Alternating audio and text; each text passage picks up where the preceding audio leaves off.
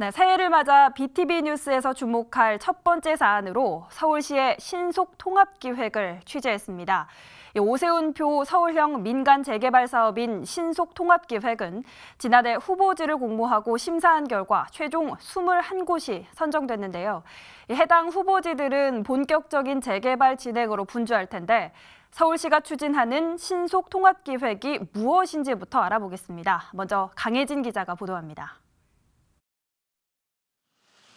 지난해 5월 발표된 신속통합기획은 오세훈 서울시장이 주택 공급에 속도를 내고자 구상한 서울형 재개발 재건축 대책입니다.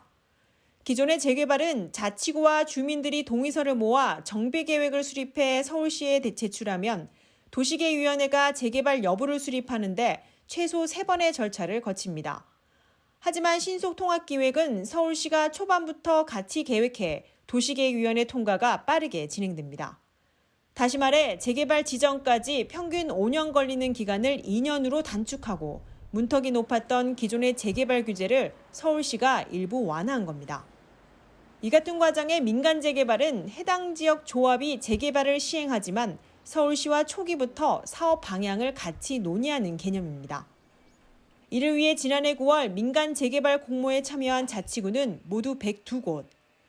이 가운데 자치구에서 최종 추천된 59곳을 대상으로 민간재개발 후보지 선정위원회를 거친 결과 도시재생 4곳과 정비구역 해제 3곳 등 총 21곳 125만 6천여 제곱미터가 최종 후보지로 선정됐습니다. 법적 구형 지정 요건을 중심으로 한 정량적 평가 점수가 있고요. 구역별로 정책적 요건 등이 있어요. 그래서 그런 구역별 평가를 중심으로 했고, 그리고 여러 가지 지역 자치구의 여건이라든지 지역균형 발전이라든지 구별 안배 등을 고려해서 선정을 하였습니다. 반면 현금 청산이나 주민 갈등 문제 등 재개발 전반에 대한 재검토가 필요한 중구와 종로구 창신 숭인동 일부 지역 등은 이번에 제외됐습니다.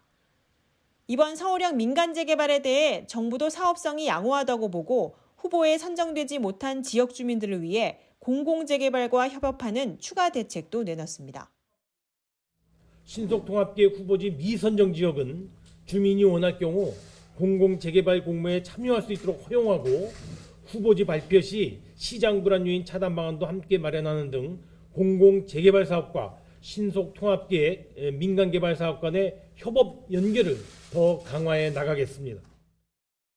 서울시는 원주민 보호와 투기 차단을 위해 재개발 후보 지역을 토지거래 허가 구역으로 지정하고 이번 공모에 탈락했거나 재개발을 희망하는 주민들을 위해 올해 하반기 2차 공모를 추진할 계획입니다.